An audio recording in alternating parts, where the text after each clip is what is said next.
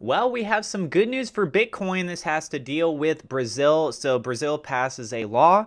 It's now legalizing crypto as a payment method.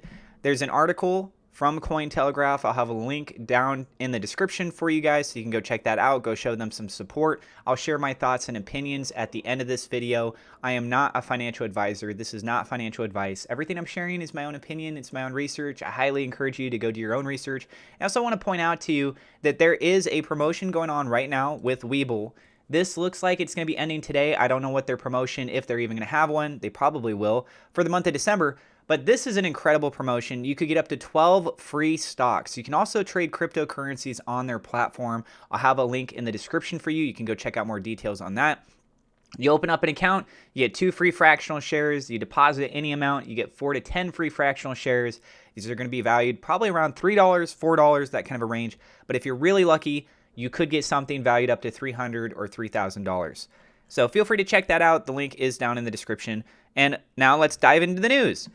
Brazil passes law to legalize crypto as a payment method. The law was approved by the Chamber of Deputies of Brazil, but still requires the approval of the executive branch to be enacted.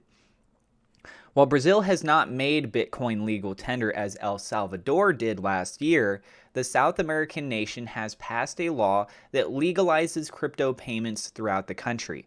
The Chamber of Deputies of Brazil, a federal legislative body, has passed a regulatory framework that legalizes the use of cryptocurrencies as a payment method within the country.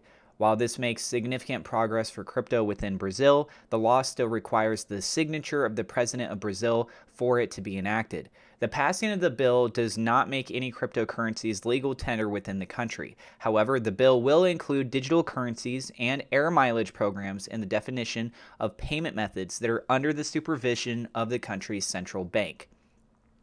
After being passed into law, the governor's executive branch must decide which office will be in charge of supervision. Still, tokens that will be considered securities will remain under the jurisdiction of the Brazilian Securities and Exchange Commission, or CVM. Apart from designating crypto as a payment method, the law enables the creation of licenses for crypto exchange platforms and for custody and management of crypto by third parties. In addition to this, the law will require exchanges to make a clear distinction between company and user funds to avoid another incident like the FTX collapse.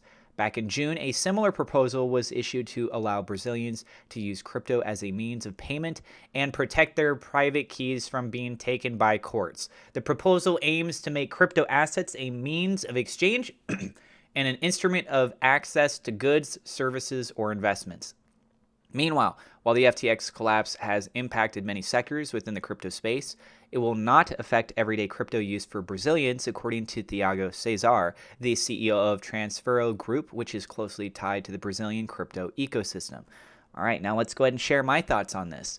First off is that any kind of progress of allowing for more adoption of crypto, or more specifically here we're talking about Bitcoin, I think is a good thing. So when we talk about all of crypto, obviously there are bad players that are in play out there. Obviously, we also have centralized entities such as the Securities Exchange Commission, which is looking at these things and saying, well, are they securities? If they're securities, they have to follow the law and these set standards. And how do you actually label these, right? When you look at all of that, if they're still open-minded enough to allow certain instances of what's going on with crypto, then guess what? That means crypto is becoming more mainstream. It's becoming more widely adopted. And if you have it become mainstream enough, then how do you stop this stuff? So as was mentioned here, Bitcoin is the main currency for El Salvador. Brazil themselves, they recently had a new election. There's going to be a new president coming into power here, I believe rolling into next year. I don't know when that officially takes place, but that is something that's going to happen. And with that new form of leadership, that very well could allow for other opportunities for cryptocurrency to really come into play and make some significant moves. So we got to see how exactly he plays into the role of approving or disapproving his points of view on all of this, but I'm actually leaning pretty favorably. If I recall, I mean, you guys can correct me if I'm wrong, but the new guy that's coming in as president of Brazil, I believe that he was actually locked in jail for several years, and it's this big issued thing. There was like judges involved, and it really smelt nefarious of what was actually taking place with all of that.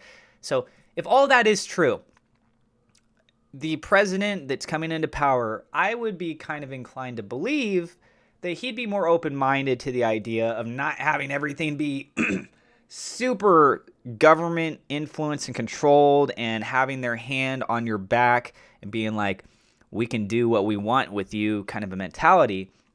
So I would hope that that individual would definitely look at these things coming to his table for crypto and saying, you know what? Yeah, let's go ahead and do this. Let's give that a try. Let's relax a little bit here. Let's put more regulations in these areas to help protect people.